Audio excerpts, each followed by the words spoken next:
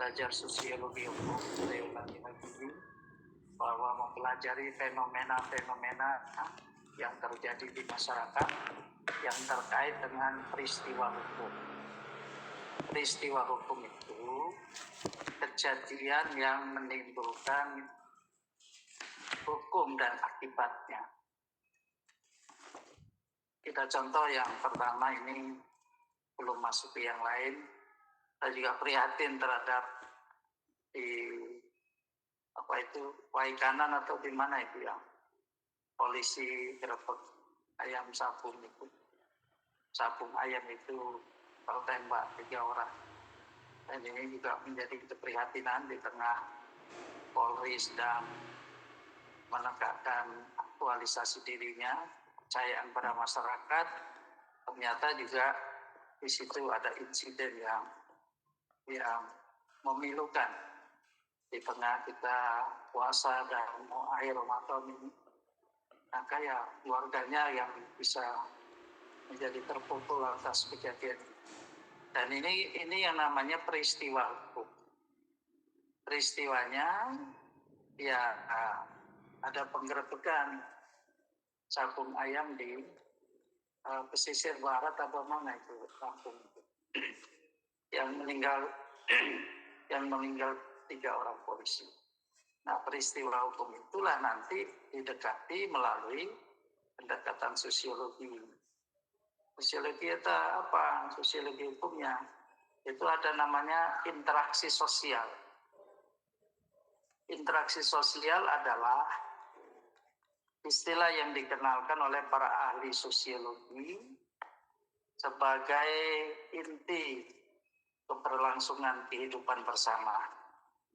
Interaksi sosial berarti suatu kehidupan bersama yang menunjukkan dinamikanya. Tanpa itu masyarakat akan kurang atau bahkan mengalami perkembangannya. Menurut Suryono Sukanto, interaksi sosial merupakan hubungan-hubungan sosial yang dinamis yang menyangkut hubungan antara orang per orang, antara kelompok dan kelompok manusia maupun orang perorangan dengan kelompok manusia. Ini menurut Suryono Sukanto. Kaitannya dengan peristiwa yang barusan terjadi, itu adanya interaksi sosial. Nilam, kamu tenang, ini kameramu ganggu. Kalau ini jangan. Halo, nah, kejadian yang di polisi itu, di mana itu interaksi sosialnya? Interaksi sosial bahwa masyarakat merasa resah terhadap adanya perjudian melalui sabung ayam. Dan masyarakat di situ resah, maka masyarakat setempat itu melaporkan kepada aparat penegak hukum, yakni di Polres setempat. Dan atas dasar ini, Polres itu melakukan penelitian.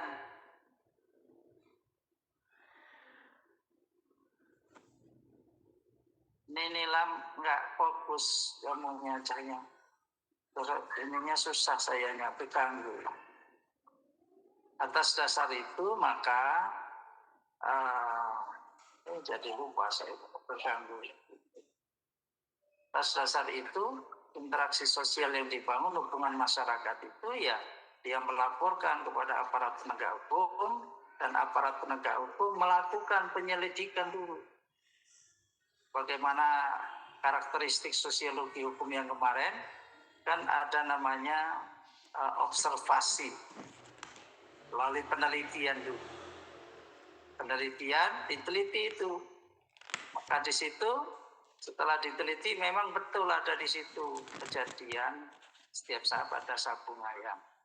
Nah, atas dasar itu maka Polres di Tulang Barang Barat atau mana itu saya nggak paham ya. Nanti dibenarkan. Itu mengajak 15 timnya, antara lain ya dari 15 polisi itu menggerebek sabung ayam.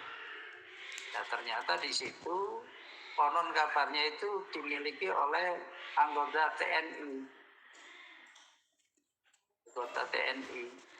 Maka ya terjadi baku tembak.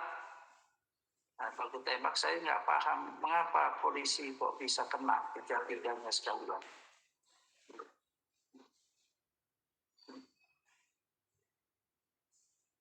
Karena jadi tolong aku cek online gitu tadi.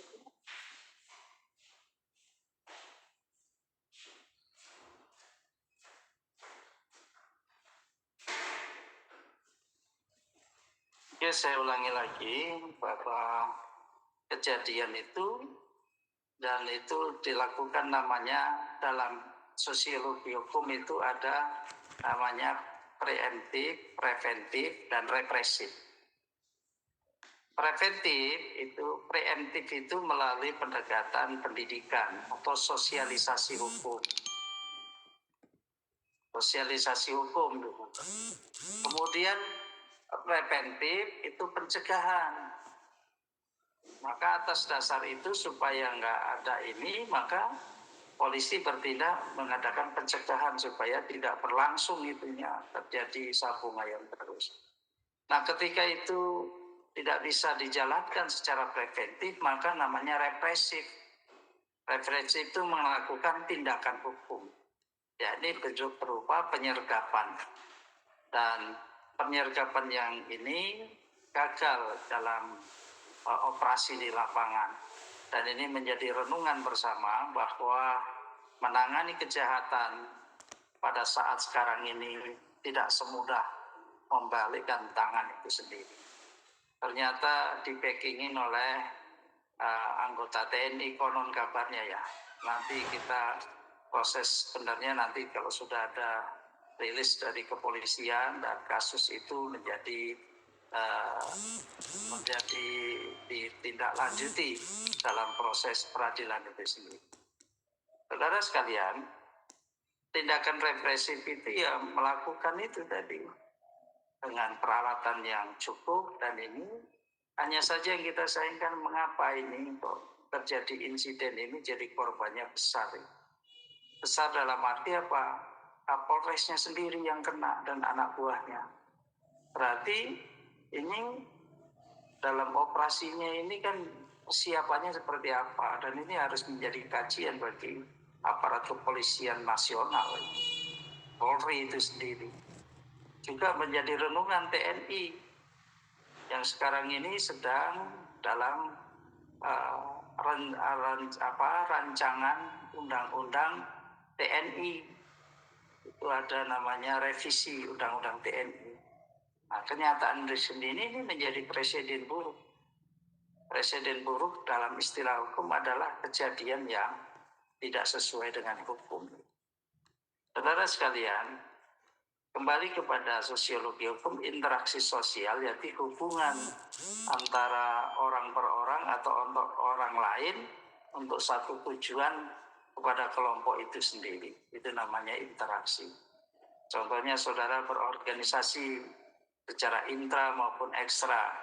Secara intra kampus mungkin ada BEM, jadi nanti saudara di sana akan bergulat dengan teman-teman saudara, itu ada hubungan, ada interaktif, ada interaksi. Nah, hubungan itu apa tujuannya? Tujuannya tentu akan bersama-sama melaksanakan program PEN di fakultasnya masing-masing. Nah, itu namanya interaksi sosial. Terus dari ini ada lagi nggak interaksi sosial yang lain? Interaksi sosial yang lain sekarang marak juga di komunitas sepeda ontel, komunitas motor gede, komunitas motor Yamaha, komunitas mobil apa, kan seperti itu. Ada yang namanya kelompok-kelompok di anak muda kalau kita di perkotaan ataupun di pedesaan juga sekarang sudah mulai ngelompok.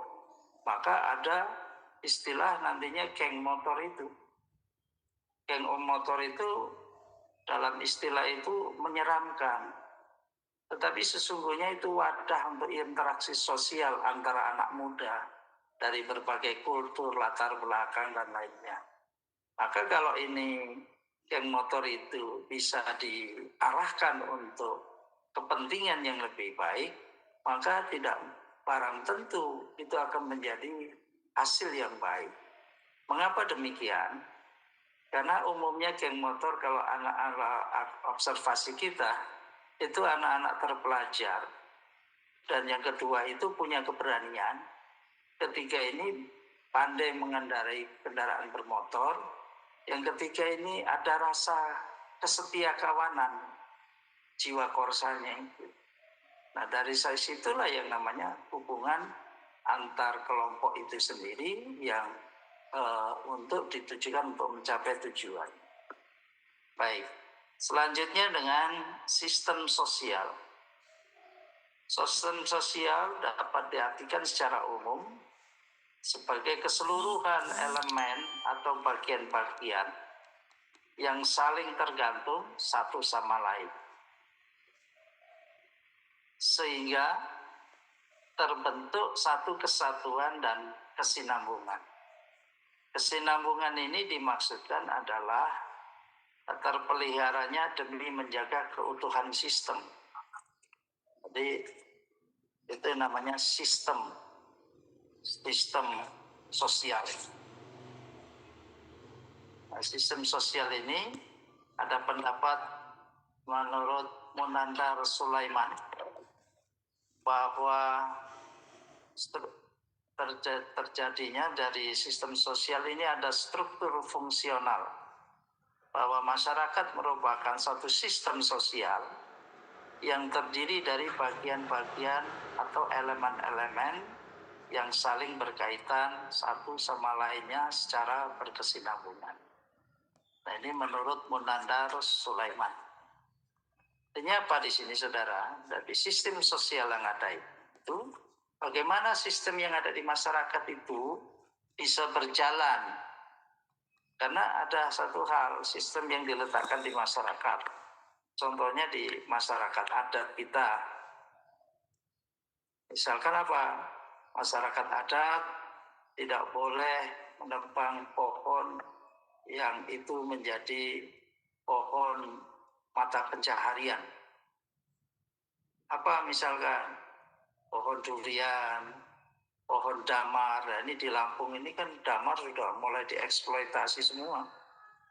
Jadi para petani damar ini mulai kering, mulai kurang. Padahal itu komoditas andalan damar itu sampai ke Eropa. Sekarang kita lihat di panglong-panglong kayu, semua itu mayoritas kayu damar. Karena kayunya bagus, lurus, besar, dan itu tahan daripada hama kayu itu sendiri. Dan inilah saudara. Nah ini kalau sistem sosial tidak bisa jalan, maka ya terjadi ketimpangan-ketimpangan sosial dan atau juga nanti ada pelanggaran-pelanggaran hukum. Terus yang C itu namanya ada perubahan sosial. Pada dasarnya perubahan sosial adalah perubahan terhadap satu lingkungan, baik lingkungan fisik, lingkungan biologis, maupun lingkungan sosial manusia. Perubahan sosial merupakan suatu variasi dari cara-cara hidup yang telah diterima, yang disebabkan baik karena perubahan kondisi geografis, kebudayaan material, komposisi penduduk, ideologi, maupun difusi atau penemuan-penemuan baru dalam masyarakat tertentu. Menurut Selo Sumarjan ini termasuk the founding fathers-nya sosiologi hukum di Indonesia. Karena dari Selo Sumarjan dia melahirkan Suryono Sukamto melahirkan Sacipto Raharjo dan seterusnya. Selo Sumarjan mengemukakan sebagaimana dikutip ulang oleh Suryono Sukamto bahwa perubahan-perubahan sosial adalah segala perubahan pada lembaga-lembaga kemasyarakatan di dalam suatu masyarakat yang mempengaruhi sistem sosial, termasuk di dalamnya nilai-nilai, sikap-sikap, dan pola-pola perilakuan di antara kelompok-kelompok dalam masyarakat. Nah, ini perubahan sosial ini, saudara, kita bisa lihat yang saat ini aja ya, supaya kita empirik. Dengan adanya grand pemerintah sekarang ini, grand pilot project pemerintah sekarang ini, yakni memberantas korupsi. Yang kedua adalah dengan hilirisasi. Timbul sekarang ini untuk bersih-bersih awal ada strategi kebijakan, yakni efisiensi. Efisiensi ini ada di berbagai bidang seluruhnya. Saya contohkan kepada saudara, karena Bapak juga kan sebagai anggota Senat Winra dan Intan dan rapat, dan di situ contohnya di LP2M yang dulu anggarannya 17 miliar, sekarang hanya dikasih 3 miliar. Jadi kemungkinan KKN itu tidak diadakan sebagaimana biasanya. Mungkin akan ditumpangkan di mana, yang penting itu bisa jalan. Praktis penelitian mahasiswa maupun dosen tidak bisa terakomodasi oleh anggaran itu. Juga anggaran yang lain semuanya begitu. Hanya yang untuk kesejahteraan yang tidak di efisiensi. Ini menyeluruh di seluruh Indonesia dari berbagai kementerian. Apa yang timbul di situ? Sisi lain menjadi awal kebijakan ini adanya PHK besar-besaran, termasuk Sritek dan lain sebagainya. Walaupun Sritek itu sudah 5 tahun yang lalu proses menjadi pilot, tapi sekaranglah ini yang meledaknya. Dan banyak tempat seperti itu. Efisiensi, nah ini sikap masyarakat. Seperti nanti saudara, tidak ada mungkin PKL. Kita akan jalan-jalan ke Jogja, ke Bali, yang itu difasilitasi oleh negara. Kalau itu nanti berdasarkan pribadi, iuran mahasiswa atau apa, yaitu kemungkinan ada. Tapi salah satu contoh sikap di Pemda Jawa Barat, Gubernurnya Deddy Mulyadi melarang untuk SMTP dan SMA, SMTA untuk studi banding atau studi wisata ke tempat lain. Karena ini efisiensi.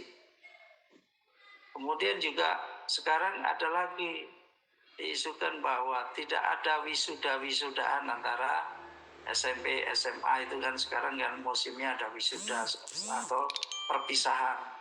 Karena ini akan membebani anggaran bagi orang tua maupun sekolah. Nah, ini efisiensi seperti itu menumbuhkan sikap kita. Maka UIN sendiri ketika ada efisiensi sendiri ini terdampak kepada semuanya, mahasiswa juga begitu. Maka yang paling penting dikasih sikap, ada satu substansi dari kita, Winra dan Intan, maka bisa memberi kemanfaatan di sekitar kampus, memberi kemanfaatan di sekitar mahasiswa. Artinya putarannya di situ saja, saling memberi manfaat, karena di luar itu sangat susah dalam menanggulangi situasi dan kondisi ekonomi. Nah, ini yang namanya nanti ada yang perubahan sosial itu sendiri. Ya saudara, tadi saya ingatkan, nanti kalau udah waktunya kurang beberapa menit saya diingatkan supaya saya bisa close kuliah ini dengan ending yang baik. Andaikan itu tiba-tiba habis, maka saya harap ini menjadi selesai kuliah kita. Dan saudara masih saya himbau tetap bisa kuliah dengan baik ya. Nanti kita kalau udah offline kita akan ini. Kita masih punya program di luar dari kuliah. Nanti ada observasi di pengadilan. Makanya nanti pas ketemu secara offline kita akan bicarakan, diskusikan bareng. Supaya apa? Supaya kita bisa observasi ke pengadilan. Pengadilan negeri kelas 1 atau di pengadilan agama. Nanti konsentrasimu mau kemana? Kita diskusikan. Apa yang kita akan tangkap hasilnya? Karena saudara nanti gelarnya adalah sarjana hukum. Kalau sudah sarjana hukum, tidak mengerti institusi atau kantor-kantor hukum atau kantor-kantor pemerintah atau kantor-kantor yang berkaitan dengan hukum, nah ini akan menjadi presiden buruk. Di mana pengadilan negeri, di mana pengadilan agama, di mana pengadilan tata usaha negara, di mana peradilan militer, kan gitu. Nah ini supaya nanti saudara bisa observasi. Barang sehari pun pulang bukan akan mendalam tahu, minimal tahu kantor, minimal tahu tata cara persidangan, minimal tahu ruang-ruang sidang, sehingga ada etika di dalam persidangan itu sendiri. Nah, oleh karena itu ya ini penting untuk kita. Kemudian yang kedua ya saya masih himbau nanti kalian bisa sinau bareng di tempat Bapak. Ini tetap tanggal 28 malam 29 kami tetap mengadakan pengajian biasa yang nanti saudara bisa hadir sekaligus nanti bisa belajar dari taraweh kemudian tawasulan. Sudah itu ngaji sebentar pas tengah malam, kalau mau dilanjut ya itikaf di masjid tempat Bapak supaya ada pembelajaran. Sekarang orang ngomong iktikaf sana sini tapi nggak ada yang ngajari. Nah, saya membuka diri untuk kalian supaya ada sinergi, ada kebersamaan kita, ada interaksi antara guru dengan murid, sehingga apa? Bahwa Fakultas Syariah sebagai ikonnya hukum, sebagai satu barometernya UIN terhadap perilaku kehidupan masyarakat yang dibingkai dengan aturan-aturan hukum Islam, hukum positif dan hukum adat. Nah, saudara sudah memahami, tinggal nanti aplikasinya. Dan ini nanti bisa membawa tempat kita, bisa ini. Saya tidak menawarkan apa-apa, niatkan itu ibadah, mencari ilmu. Kalau memungkinkan, kalau makan dan minum disediakan. Tapi kalau saudara mau langsung bablas sampai sahur, mau bawa makanan sendiri untuk kepentingan spesifikasi makanan saudara, silahkan. Tapi bagi prinsipnya kita sediakan ya. Nah ini, tapi bagi teman-teman yang sudah berangkat pulang ke kampung halaman, maka ya masih ada waktu ya. Di Rebuan ini, Rebu malam Kamis kita tiap minggu ada di tempat ini. Kalian yang paling penting bisa ikut sholat tarawih, syukur-syukur bisa mengisi kultum dari mahasiswa. Justru saya kepingin ini media, ada tempat itu. Karena dimanapun berada, baik dosen maupun karyawan maupun mahasiswanya Fakultas Syariah, itu dimanapun berada tradisinya biasanya dekat dengan masjid. Kalau mereka itu jauh dari masjid, ya kan tidak bisa teraplikasi ilmu dan yang bisa diserap kepada masyarakat. Nah itu ya saudara. Saya lanjutkan sekarang pada struktur sosial. Struktur sosial adalah suatu jalinan yang secara relatif tetap antara unsur-unsur sosial. Unsur-unsur sosial yang pokok adalah kaidah-kaidah sosial, lembaga-lembaga kemasyarakatan, kelompok-kelompok sosial, dan lapisan-lapisan sosial. Ulangi, unsur sosial, kaidah sosial, lembaga kemasyarakatan, kelompok sosial, dan lapisan sosial. Ini namanya struktur sosial. Apa dalam praktik kita lihat saudara, struktur sosial di masyarakat itu kan ada di secara formal itu ada di undang-undang tentang kepala desa atau kelurahan. Ya, itu di situ ada strukturnya. Dari kepala desa, itu kalau di desa dengan perangkatnya, sekdes, sampai terus lingkungan, RT, dan sampai itu namanya struktur sosial yang secara formal. Adapun struktur sosial yang berupa di masyarakat itu ada lapisan-lapisan masyarakat. Lapisan masyarakat ada seorang tokoh, baik tokoh agama maupun tokoh adat. Tokoh adat itu ada yang bisa dilakukan melalui upacara adat sehingga dia dapat gelar dan nanti bisa menjadi tetua adat di situ. Kalau di Lampung mungkin penyimbang atau sultan dan seterusnya ya. Tapi ada tokoh masyarakat yang karena dirinya, kegigihannya, secara terus-menerus dia berjuang untuk masyarakat dan dia mampu punya ekonomi yang bagus sehingga dia tampil menjadi tokoh masyarakat di situ. Pasti kan di satu desa, di satu kelurahan kan pasti ada tokohnya. Tokoh agama, tokoh masyarakat, ada yang tokoh formal, ada yang tokoh informal,